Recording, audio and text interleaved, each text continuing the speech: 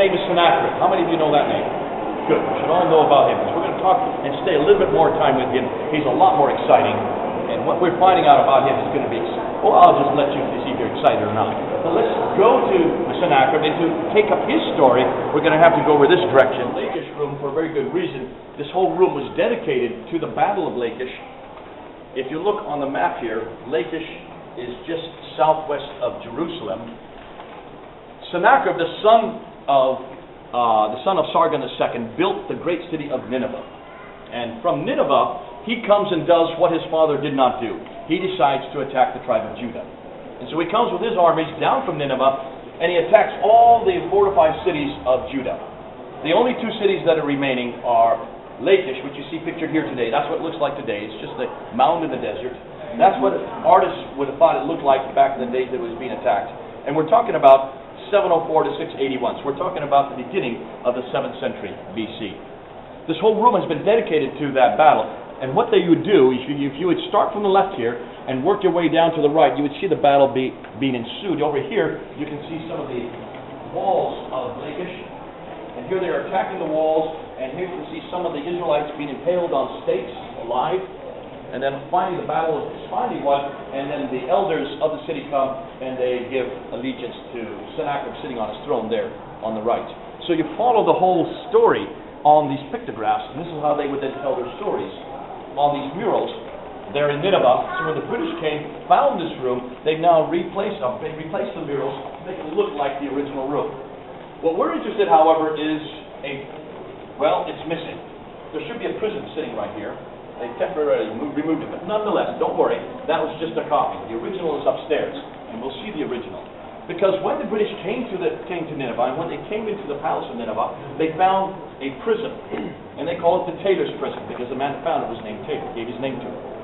That's upstairs. On one side of the prism, it's an 8-sided prism, on one of the panels, it mentions, there you see pictured right here. On one of the panels, it mentions 7 things that we find exactly paralleled in 2 Kings chapter 17. 2 Kings chapter 19 and Isaiah chapter 37, verse 9. When you look at the battle, and when you look and see what it talks about, it mentions about the battle of Lachish. It also mentions that Hezekiah rebelled against Sennacherib, proving that Hezekiah is historical. He's mentioned by name there on the prism, corroborating what we see in 2 Kings chapter 19. Also in Isaiah 37. It mentions also that Lachish fell, also that Hezekiah was shut up in Jerusalem. It mentions that Hezekiah paid 30 talents of gold in homage to Sennacherib. It did not work. But that corroborates what we see in 2 Kings 19 and Isaiah 37. And then it mentions that they come to Jerusalem to attack Jerusalem, but they suddenly go home. It doesn't say why they suddenly go home. Why do you think they had to suddenly go home back to Nineveh? Any of you have any idea? They had a problem? Where? Back home. There's another battle going on where? In Nineveh. Nineveh was being attacked. But who was attacking Nineveh? The Bible is the only place that mentions who was attacking Nineveh. And if you read in 2 Kings 19, it says that there's a man named Tirhakah, or Tirhakah, depending on where you put the vowelization. It's a consonantal text. It says a man named Tirhakah, or Tirhakah, was attacking Nineveh. He had to rush home to protect his own city. Now, there is no reference to Tirhakah or Tirhakah in any archaic annals. There's no reference to him in any historical writings. Herodotus does not mention. Thucydides doesn't mention. Nobody knows who the Tirhakah is except the Bible. And so many historians have believed that this is nothing more than fiction. Nothing more than legend. Typical of most historians, when they don't like something, they say it's fiction.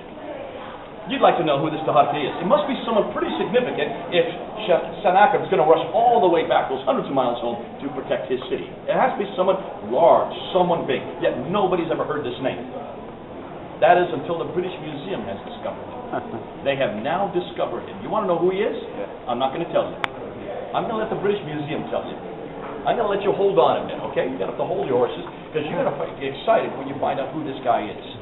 But only the British Museum has found him in the last century. We've known about him for 2,800 years.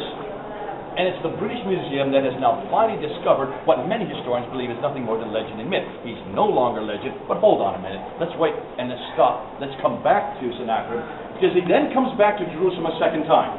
after he takes care of this mysterious king named Tirhakah, he returns a second time, and to pick up that battle, let's go around the corner here. See what happens.